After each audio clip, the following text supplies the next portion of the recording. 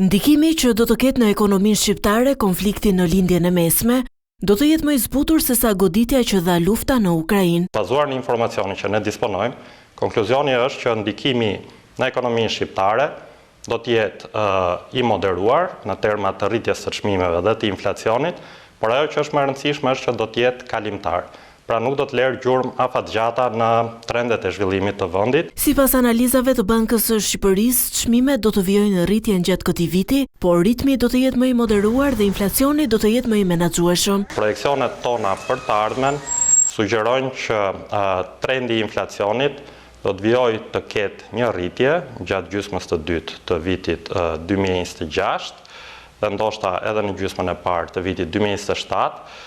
Rritje e cila pritet ta sjellë të tregues diçka mbi objektivin 3% të Bankës të Shqipërisë, por gjithsesi një rritje e cila do të jetë mjaft më e kufizuar dhe më e reduktuar në raport me atë ecuri të inflacionit që ne patëm pas krizës në Ukrainë, pas rritjes të çmimeve që pasoi luftën në Ukrainë. Megjithatë, situata është e pasigurt në varësi të tensioneve gjeopolitike.